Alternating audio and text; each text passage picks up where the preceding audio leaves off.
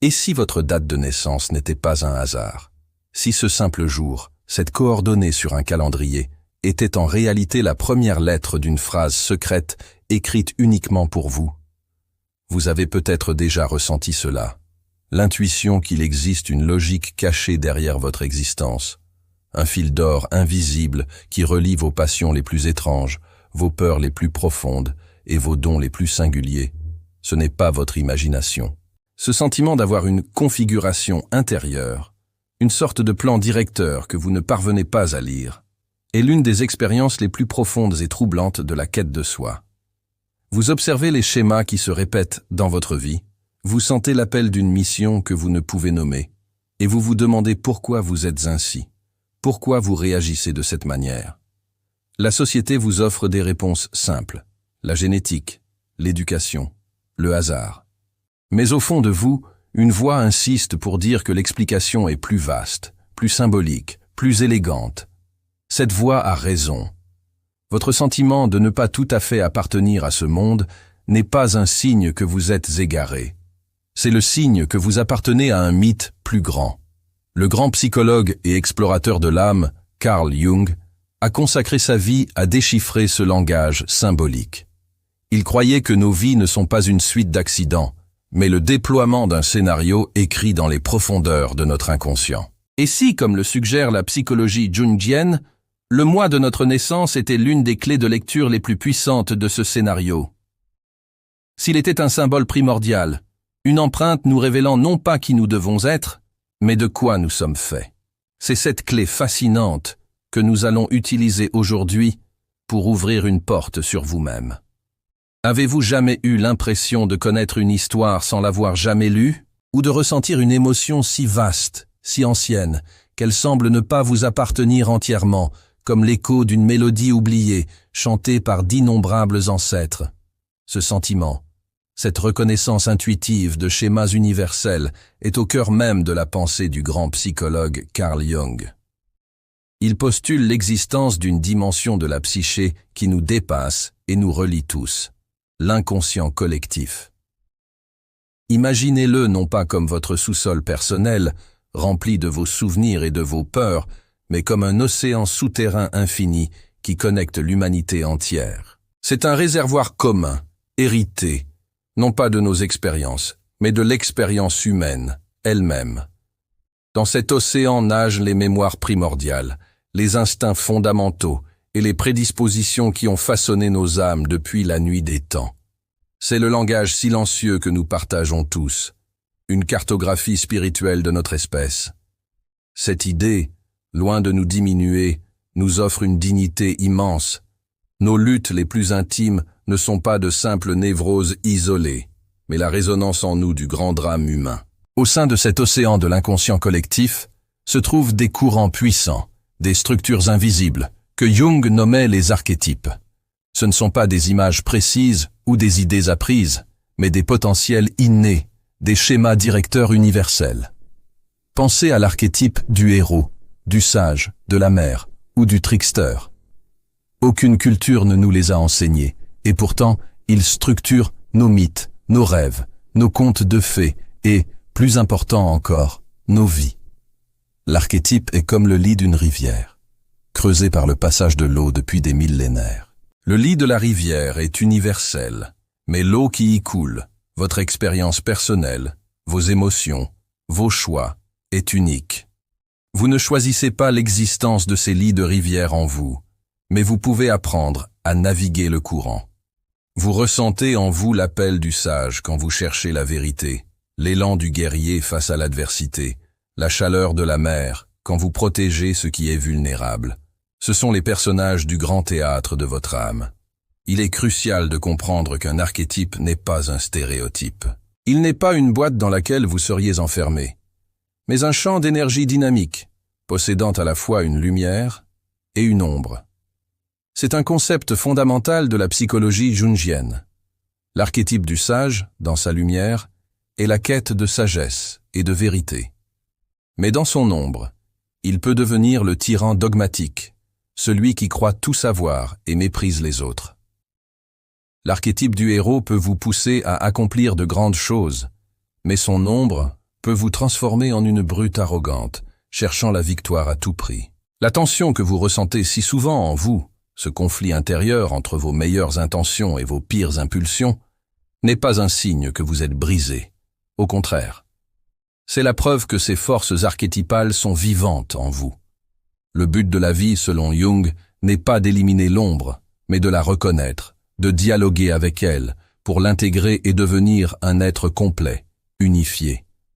Alors, comment ces forces anciennes façonnent-elles concrètement votre existence? Elles sont les metteurs en scène invisibles de votre vie. L'archétype dominant en vous colore la manière dont vous percevez le monde, les personnes que vous attirez, les défis que vous rencontrez, et la nature même de votre quête personnelle. Votre vie n'est pas une suite d'événements aléatoires. C'est le déploiement d'un mythe personnel. Nous sommes comme des vitraux uniques. La lumière qui nous traverse est la lumière universelle de l'inconscient collectif. Mais les couleurs et les motifs de notre verre, nos expériences, notre famille, notre culture, créent une image absolument singulière. Et si le moment même de votre naissance, votre premier contact avec le monde, avait teinté ce vitrail d'une couleur fondamentale, s'il vous avait prédisposé à laisser passer plus intensément la lumière d'un archétype plutôt qu'un autre, c'est le secret que nous allons explorer ensemble. Ce n'est pas de l'astrologie, c'est une psychologie symbolique et profonde. Merci. Continuons ce voyage. Sujet 2. L'influence des cycles de la nature. La psychologie jungienne nous enseigne une vérité profonde et souvent oubliée. Il n'y a pas de véritable séparation entre notre monde intérieur et le monde extérieur. Votre âme n'est pas une forteresse isolée, elle est une membrane perméable, en dialogue constant avec l'univers qui l'entoure. Jung était fasciné par ce qu'il nommait la synchronicité, ces coïncidences signifiantes qui nous prouvent que la psyché et la matière sont deux facettes d'une même réalité. La nature n'est pas simplement un décor pour nos vies. Elle est un miroir vivant de nos processus intérieurs. L'arbre qui perd ses feuilles à l'automne ne fait pas que se préparer à l'hiver. Il nous enseigne la beauté et la nécessité du lâcher-prise. La graine qui germe au printemps ne fait pas que pousser. Elle nous rappelle la puissance indestructible de la vie qui sommeille en nous, même dans les moments les plus sombres. Vous avez déjà ressenti cela. En marchant dans une forêt silencieuse, vous avez senti votre propre chaos intérieur s'apaiser. En regardant un orage éclater, vous avez senti une résonance avec votre propre colère ou votre propre passion.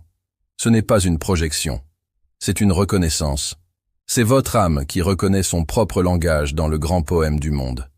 Chaque saison porte en elle une énergie archétypale distincte, une qualité d'être particulière. Pensez à l'hiver. C'est le temps du silence, de l'introspection, de la mort apparente. L'énergie se retire sous la surface, dans les racines, dans le sommeil. C'est l'archétype de l'ermite, du sage, qui se retire du monde pour trouver la connaissance en lui-même. Puis vient le printemps. C'est une explosion, une résurrection. L'énergie qui était contenue jaillit avec une force irrésistible. C'est l'archétype de l'enfant divin, du renaissant, de l'innocence qui redécouvre le monde. L'été est l'apogée. C'est le temps de la pleine expression, de la lumière maximale, de la chaleur, de la communauté et de la célébration de la vie. L'énergie est tournée vers l'extérieur, rayonnante, généreuse. C'est l'archétype du roi ou de la reine, du parent, qui règne et nourrit son royaume. Enfin, l'automne arrive. C'est le temps de la récolte, de la maturité, mais aussi de la mélancolie et du déclin. L'énergie commence à se retirer. On fait le tri entre ce qui doit être gardé et ce qui doit être abandonné. C'est l'archétype de l'alchimiste, qui transforme l'expérience en sagesse. Votre mois de naissance vous inscrit de manière indélébile dans l'un de ces chapitres du grand cycle terrestre. Imaginez l'atmosphère symbolique du moment de votre venue au monde. Il ne s'agit pas de la météo qu'il faisait le jour de votre naissance, mais de l'énergie de la saison, de l'état psychique de la nature à ce moment-là. Si vous êtes né en plein hiver, votre première expérience du monde est imprégnée de silence, d'intériorité et de la promesse d'une lumière à venir. Si vous êtes né au cœur de l'été, votre âme a été accueillie par une énergie d'expansion, de plénitude et de rayonnement. Cette première empreinte n'est pas une condamnation, mais une tonalité. C'est la note de musique fondamentale sur laquelle votre mélodie personnelle sera composée. C'est comme si la Terre, à travers son cycle, vous avez murmuré un secret, un thème, une quête particulière. Vous portez en vous la vibration de ce moment originel. C'est pourquoi vous pouvez vous sentir en parfaite harmonie avec une certaine saison, et profondément défié par une autre. Vous ne faites que retrouver l'écho de votre propre point de départ.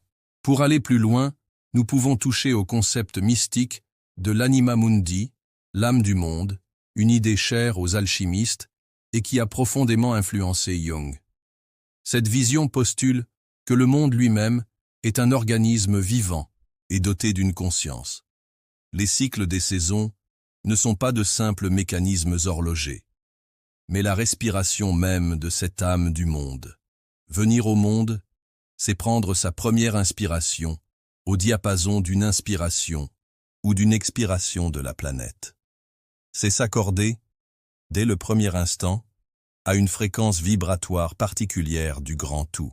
Votre mois de naissance devient alors le signe de votre lien intime et sacré avec l'un des visages de l'âme du monde. Vous êtes un enfant de l'hiver, un enfant du printemps, de l'été ou de l'automne. Ce n'est pas une étiquette. C'est une lignée symbolique. C'est la reconnaissance que votre quête individuelle de sens est connectée à la quête de la nature elle-même, celle d'une transformation perpétuelle, d'un équilibre constant entre l'ombre et la lumière, la mort et la renaissance. Le moment précis de votre naissance, cette date que vous écrivez si souvent sans y penser, est donc en réalité bien plus qu'une simple coordonnée sur un calendrier. Selon l'analyse que nous explorons aujourd'hui, il s'agit d'une empreinte riche de sens, d'une signature énergétique laissée sur votre âme au premier instant de votre vie autonome. Cette empreinte est intimement façonnée par l'énergie de la saison qui vous a vu naître, par tout l'environnement symbolique vibrant dans la nature à cette période.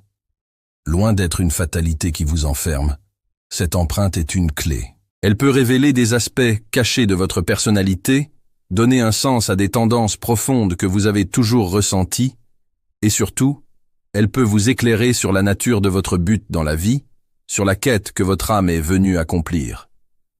C'est une carte symbolique de votre point de départ. Explorons maintenant ensemble, mois par mois, ce que cette carte révèle. Si vous êtes né en janvier, vous êtes venu au monde dans le silence le plus profond de l'année. La nature ne dort pas, elle est en méditation. L'énergie n'est pas absente, elle est concentrée dans les fondations, dans les racines invisibles sous la terre gelée. Vous portez en vous l'archétype de l'ancien, du sage, du sénex jungien. Dès votre plus jeune âge, vous avez peut-être ressenti un sérieux, une profondeur que les autres ne comprenaient pas. On vous a peut-être trouvé trop mature, trop réfléchi.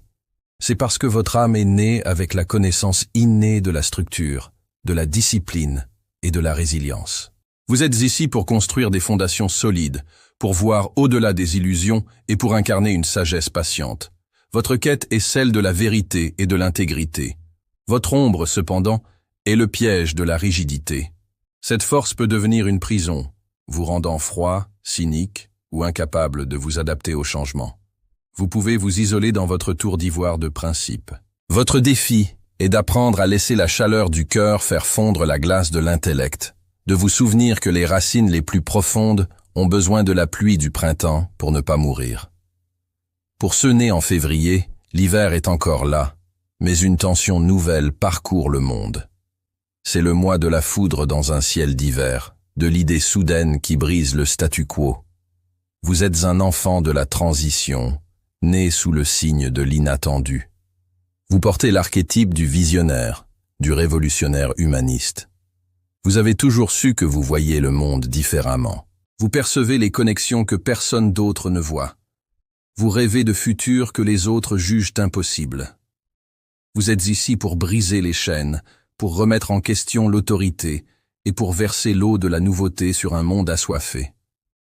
Votre esprit est tourné vers la communauté, vers l'idéal, vers un avenir meilleur pour tous. C'est une mission sublime, mais solitaire. Votre ombre est le risque de vous déconnecter du réel. À force de vivre dans le futur, vous pouvez oublier d'incarner vos idées dans le présent. Vous pouvez devenir excentrique, distant, incompris, un prophète sans disciples. Votre voyage intérieur consiste à construire un pont entre vos visions grandioses et la réalité tangible, à apprendre à planter vos pieds sur la terre tout en gardant la tête dans les étoiles. Être né en mars, c'est naître d'une explosion de vie. C'est le moment où la sève remonte dans les arbres avec une force brute, où la vie perce le sol sans demander la permission. Vous êtes imprégné de l'archétype du renaissant, de l'éveilleur, une manifestation du puer aeternus, l'éternel jeune. Vous portez en vous une énergie vitale pure, une impulsion, un désir d'initier. Vous êtes celui qui commence, qui ose, qui se lance avec une foi naïve et désarmante. Cette énergie peut être perçue par les autres comme de l'impulsivité ou de l'impatience, mais c'est en réalité le moteur sacré du renouveau. Vous êtes ici pour réveiller ceux qui dorment, pour secouer la torpeur de l'hiver et pour rappeler au monde la puissance du commencement. Le danger, votre ombre, est de commencer 1000 choses et n'en finir aucune. Votre flamme est si intense qu'elle risque de s'éteindre aussi vite qu'elle s'est allumée. Vous pouvez fuir la responsabilité et la profondeur, préférant l'excitation de la naissance à la patience de la croissance. Votre chemin de sagesse est d'apprendre à canaliser cette formidable énergie, à devenir non seulement celui qui plante la graine, mais aussi celui qui apprend à en prendre soin. En avril, le printemps n'est plus une promesse, c'est une bataille. C'est le temps des pluies puissantes, du vent qui nettoie, de la vie qui s'impose avec force et détermination. Si vous êtes né en ce mois, vous portez l'archétype du guerrier, de l'initiateur. Ne voyez pas ici le soldat destructeur, mais la force noble qui se bat pour une cause. Vous avez une énergie directe, courageuse et une capacité à affronter les obstacles de front. Vous n'avez pas peur du conflit lorsqu'il est nécessaire pour protéger ce qui est juste ou pour faire naître un projet. Vous êtes un leader né, non pas par manipulation, mais par l'exemple de votre propre audace. On fait appel à vous quand il faut agir. Cependant, l'ombre du guerrier est toujours présente. Cette force peut se muer en agressivité, cette audace en impatience. Vous pouvez blesser les autres sans le vouloir par votre franchise brutale ou votre désir de toujours aller de l'avant. Le grand défi de votre vie est de cultiver la compassion du cœur du guerrier, d'apprendre que la plus grande force n'est pas celle qui détruit l'obstacle, mais celle qui a la sagesse de le contourner ou de le transformer. Le tumulte d'avril s'apaise en mai. La bataille est gagnée, et la nature entre dans une phase de construction et de sensualité. La terre est fertile, les fleurs s'épanouissent, tout est beauté, forme et plaisir. Vous qui êtes né en mai, vous êtes l'incarnation de l'archétype du bâtisseur, de l'artisan, de l'amoureux de la vie. Vous avez un lien inné avec le monde tangible, avec la beauté des choses simples, avec le plaisir des 5 sens. Vous êtes ici pour donner forme, pour stabiliser, pour créer de la beauté et de la sécurité dans le monde. Votre rythme est patient, votre approche est concrète. Vous êtes le potier qui façonne l'argile, le jardinier qui cultive sa terre. Vous nous rappelez que la vie est faite pour être savourée. Mais attention à votre ombre, le piège du matérialisme et de la stagnation. Votre amour du confort peut se transformer en résistance au changement. Votre sensualité peut devenir un hédonisme vide. Votre besoin de sécurité peut devenir une peur de l'inconnu. Votre chemin d'évolution vous demande d'apprendre à construire des ponts en plus des murs et à trouver la sécurité non seulement dans ce que vous possédez, mais dans la confiance que vous placez en la vie elle-même. Né en juin, vous arrivez au monde au moment du solstice d'été, le pic de lumière, un temps de communication, de pollinisation et de dualité. L'énergie est à son apogée, mais elle est déjà sur le point de basculer. Vous êtes l'incarnation de l'archétype du chercheur, du médiateur, de celui qui relie les mondes. Vous avez une curiosité insatiable et un don pour la communication. Votre esprit est comme un papillon, allant de fleur en fleur, recueillant des informations, créant des liens, tissant des réseaux. Vous êtes ici pour être un pont entre les gens, les idées, les concepts. Vous avez cette capacité, souvent inconsciente, de traduire l'un pour l'autre, d'apporter de la légèreté là où il y a de la lourdeur. Votre ombre, cependant, est le risque de la superficialité. À force de tout effleurer, vous pouvez avoir peur de vous poser, de vous engager, d'approfondir. Votre quête de nouveauté peut cacher une peur de l'intimité ou de l'ennui. Votre chemin de croissance consiste à apprendre que la plus grande sagesse ne se trouve pas dans la quantité de fleurs visitées, mais dans la connaissance profonde des racines d'une seule d'entre elles. Si vous êtes né en juillet, vous êtes un enfant du cœur de l'été. La nature est dans un état de plénitude, de chaleur et de sécurité. Les fruits mûrissent sur les branches. La vie est abondante. Vous portez en vous l'archétype puissant du protecteur, du nourricier, une facette de la grande mère. Vous êtes doté d'une empathie et d'une sensibilité profonde. Vous ne vous contentez pas de comprendre les émotions des autres. Vous les ressentez dans votre propre corps. Votre mission est de créer un espace de sécurité émotionnelle, de nourrir, de protéger, de prendre soin. Vous êtes le cœur du foyer, l'ami vers qui l'on se tourne pour trouver du réconfort. Votre présence est un baume, mais cette immense sensibilité a une ombre redoutable, la codépendance émotionnelle. Votre désir de protéger peut devenir un besoin de contrôler, et votre empathie peut vous faire vous noyer dans les émotions des autres au point d'oublier les vôtres. Le plus grand défi de votre vie est d'apprendre à construire des digues à vous protéger vous-même, avec la même férocité que celle que vous offrez aux autres, à comprendre que l'on ne peut pas sauver quelqu'un de la noyade si l'on se noie avec lui. Le mois d'août est le règne du soleil. La chaleur est à son comble.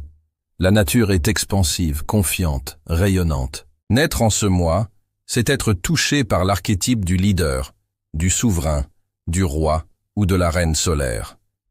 Il y a en vous une noblesse naturelle, un charisme et une générosité qui inspirent les autres. Vous n'êtes pas fait pour rester dans l'ombre. Vous êtes ici pour briller, pour prendre votre place au centre, non par ego, mais pour éclairer et réchauffer les autres. Quand vous êtes aligné, votre confiance en vous donne aux autres la permission d'avoir confiance en eux-mêmes.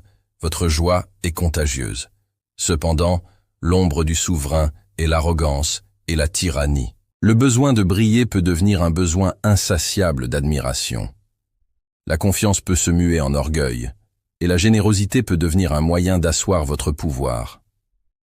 Votre voyage d'individuation vous demande de cultiver l'humilité, de vous souvenir que le vrai soleil ne demande rien en retour pour sa lumière, et que le plus grand des rois est celui qui est au service de son royaume, et non l'inverse. En septembre, l'énergie bascule, la lumière diminue, l'air se rafraîchit. C'est le temps de la récolte, du tri, de la préparation pour les mois sombres. Vous qui êtes né en septembre, vous portez l'archétype de l'analyste, de l'artisan méticuleux, ou de l'ermite au service du monde. Votre énergie n'est plus expansive, elle devient sélective et intériorisée. Vous avez un don inné pour voir les détails, pour organiser, pour améliorer et pour distinguer ce qui est essentiel de ce qui ne l'est pas. Vous êtes ici pour apporter de l'ordre au chaos, pour purifier, pour servir avec humilité et dévouement. Votre esprit est un instrument de précision. Votre ombre est le piège du perfectionnisme paralysant et de l'autocritique acerbe. À force de chercher la faille, vous pouvez ne plus voir que cela, en vous et chez les autres. Vous risquez de vous perdre dans les détails, au point d'oublier le sens de votre travail. Votre chemin de guérison est d'intégrer la compassion, de comprendre que le monde n'est pas parfait et que votre valeur ne réside pas dans l'absence d'erreur, mais dans la pureté de votre intention. Octobre est le mois de l'équilibre parfait avant le grand plongeon. C'est le moment de l'équinoxe d'automne, où le jour et la nuit sont d'égale durée. La nature se pare de ses plus belles couleurs, trouvant une beauté exquise dans son propre déclin. Vous êtes né sous le signe de l'archétype du diplomate, de l'artiste, du juge juste. Vous portez en vous un besoin fondamental d'harmonie, d'équilibre et de beauté. Vous avez une capacité naturelle à voir les deux côtés d'une situation, à peser le pour et le contre, ce qui fait de vous un médiateur et un conseiller précieux. Vous êtes ici pour créer la paix, pour rendre justice et pour révéler la beauté dans des endroits inattendus. Le piège, votre ombre, est l'indécision et la fuite du conflit. Votre désir d'harmonie peut vous pousser à vouloir plaire à tout le monde, à effacer vos propres besoins pour ne faire de vagues. Vous pouvez devenir passif, incapable de prendre position. Votre croissance passe par l'acceptation que le véritable équilibre n'est pas l'absence de tension, mais la capacité à tenir les tensions en vous avec courage et intégrité. Novembre est le mois où la nature meurt. Les arbres sont nus, le ciel est bas, le voile entre les mondes semble plus fin que jamais. Naître ici, c'est naître dans le mystère et l'intensité. Vous portez l'archétype puissant et souvent craint de l'alchimiste, du transformateur, du magicien. Vous êtes attiré par ce qui est caché, par la psychologie des profondeurs, par les grandes questions de la vie et de la mort. Vous avez une capacité unique à voir le potentiel de renaissance dans la décadence, à descendre dans les ténèbres pour y trouver un trésor. Vous n'avez pas peur de l'intensité, vous la recherchez. Vous êtes ici pour catalyser la transformation, en vous et chez les autres. Votre ombre est à la mesure de votre pouvoir. Elle réside dans la manipulation, le secret, et une fascination pour le pouvoir qui peut devenir destructrice. Votre intensité peut vous consumer. Votre voyage est le plus périlleux de tous. Il vous demande de devenir le maître de votre propre pouvoir, d'utiliser votre capacité à détruire uniquement ce qui doit mourir pour que la vie puisse renaître, et de devenir un guide à travers l'ombre, sans jamais vous y perdre. Décembre est le cœur des ténèbres, le moment du jour le plus court et de la nuit la plus longue. Mais au cœur de cette obscurité se trouve la promesse sacrée du retour de la lumière, le solstice d'hiver. Si vous êtes né en ce mois, l'archétype du sage revient, mais il n'est plus l'ancien solitaire de janvier. Il est devenu le sage enseignant, le philosophe visionnaire. Après avoir traversé toutes les saisons de l'âme, vous êtes ici pour trouver un sens plus élevé et pour le partager. Vous êtes un phare. Votre quête est de transformer la connaissance en sagesse, et la sagesse en une lumière qui peut guider les autres à travers leurs propres ténèbres. Vous avez un optimisme inné, une foi en l'avenir. Votre ombre est le dogmatisme. Vous pouvez tomber amoureux de vos propres théories, au point de devenir un prêcheur, un gourou déconnecté des réalités pratiques de la vie. Vous pouvez donner des réponses au lieu d'aider les autres à trouver les leurs. Votre plus grand accomplissement est d'incarner votre philosophie, de devenir une bibliothèque vivante plutôt qu'un simple lecteur de livres, et d'enseigner par l'exemple silencieux de votre propre lumière intérieure. Maintenant que vous avez peut-être reconnu le reflet de votre âme dans la description de votre mois de naissance, la question la plus importante se pose. Qu'en faire? La première chose, et la plus essentielle à comprendre, est la suivante. Ceci est une carte, pas une cage. C'est une boussole, pas une destinée.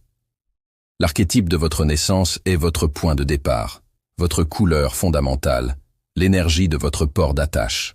Il ne définit pas les limites de ce que vous pouvez devenir, mais il éclaire le paysage de votre monde intérieur, les défis qui vous seront naturels et les dons qui sont innés en vous. Penser que vous êtes juste un analyste de septembre ou un guerrier d'avril serait une trahison de la complexité de votre être. La carte vous montre le terrain, mais c'est vous, et vous seul, qui choisissez le chemin que vous allez y tracer. Elle vous donne la conscience de votre topographie intérieure pour que vous puissiez devenir un explorateur plus sage, plus courageux et plus conscient de votre propre vie. La connaissance devient sagesse lorsqu'elle est appliquée. Pour utiliser concrètement cette carte, je vous invite à commencer un dialogue conscient avec votre archétype natal. Prenez-le comme un personnage intérieur, une force vivante en vous. Posez-vous des questions et écoutez les réponses dans le silence de votre introspection, peut-être à l'aide d'un journal. Si vous êtes né en juillet, demandez-vous « Où et quand mon archétype du protecteur se manifeste-t-il dans ma vie? À quel moment sa lumière, la compassion, brille-t-elle? Et à quel moment son ombre, la codépendance, prend-elle le dessus? » Observez-vous sans jugement. En reconnaissant consciemment ces schémas, vous cessez d'être leur marionnette. Vous commencez à interagir avec eux. C'est le début du véritable travail sur soi. Transformer une force inconsciente qui vous dirige en un allié conscient que vous pouvez guider. C'est passer du statut de passager de votre vie à celui de capitaine de votre âme. Le but ultime de ce voyage, selon la psychologie jungienne, n'est pas de devenir la version parfaite de votre archétype de naissance. Le but est de devenir un être humain complet, entier. C'est ce que Jung appelait le processus d'individuation. Votre archétype natal est votre matière principale dans le grand curriculum de la vie, mais vous êtes invité à étudier toutes les autres matières. Un sage de janvier, pour devenir complet, doit apprendre à intégrer la passion et l'audace du guerrier d'avril. Un alchimiste de novembre doit apprendre à intégrer l'harmonie et la diplomatie du diplomate d'octobre pour équilibrer son intensité. Votre quête n'est pas seulement de maîtriser votre don inné, mais d'aller à la rencontre des énergies qui vous sont les moins familières, des archétypes qui sommeillent dans votre ombre. C'est en intégrant ces qualités opposées que nous devenons véritablement équilibrés, sages et libres. Enfin, ce voyage vous mène à une forme de profonde et radicale auto-acceptation. Il vous invite à cesser de vous excuser pour ce que vous êtes. Si vous êtes un visionnaire de février, arrêtez de vous sentir coupable de ne pas être plus réaliste. Votre vision est un don pour le monde. Si vous êtes un bâtisseur de mai, honorez votre besoin de stabilité et de beauté sans le juger matérialiste. C'est votre manière de rendre le monde plus habitable. Honorer votre signature énergétique signifie accepter sa lumière comme votre cadeau au monde et embrasser son ombre comme votre travail sacré, le défi personnel qui vous a été donné pour votre propre croissance. Cessez de combattre la saison dans laquelle votre âme a choisi de naître. Incarnez-la. Respirez-la. En l'honorant pleinement, vous découvrirez qu'elle n'a jamais été une faiblesse, mais la source même de votre plus grande force. Alors, nous y voilà. Après avoir voyagé à travers le cycle de l'année, vous avez peut-être vu votre propre reflet, avec sa lumière et ses ombres. Et vous vous demandez peut-être encore, pourquoi est-ce que je ressens les choses si intensément? Pourquoi mon chemin semble-t-il si différent? Voici le grand recadrage, le secret final. Ce que vous avez toujours considéré comme votre plus grand problème est en réalité votre plus grand don. Cette sensibilité, cette intensité, cette profondeur, cette vision singulière liée à votre mois de naissance n'est pas une faille dans votre conception. C'est votre signature. C'est votre super pouvoir. Vous n'avez pas été créé pour vous fondre dans la masse, mais pour apporter au monde une saveur, une couleur, une vibration que vous seul possédez. Votre archétype natal n'est pas un fardeau. C'est votre outil le plus puissant pour grandir, guérir et contribuer. Si ce message a résonné dans une partie de vous qui se sentait seule et incomprise, alors vous avez trouvé votre tribu. Abonnez-vous pour continuer ce voyage de découverte intérieure avec nous, car nous ne faisons que commencer à explorer la carte. Et pour que nous puissions nous reconnaître les uns les autres, pour créer une communauté de chercheurs conscients, commentez ci-dessous l'affirmation. Mon mois de naissance est ma boussole. Partagez cette vidéo avec une autre âme qui, vous le sentez, a besoin d'entendre qu'elle n'est pas brisée, mais simplement unique. Et maintenant, écoutez bien. Cessez de vous excuser pour la musique que votre âme joue. Cessez d'essayer de vous accorder à des orchestres qui ne sont pas faits pour vous. Honorez votre rythme, qu'il soit lent et profond comme celui de l'hiver, ou rapide et passionné comme celui du printemps. Votre existence, telle qu'elle est nécessaire au grand tableau cosmique. N'éteignez pas votre lumière simplement parce qu'elle éblouit ceux qui ont choisi de garder les yeux fermés. Votre nature profonde n'est pas une question à résoudre, c'est une réponse à incarner. Soyez là, pleinement, courageusement, sans excuse.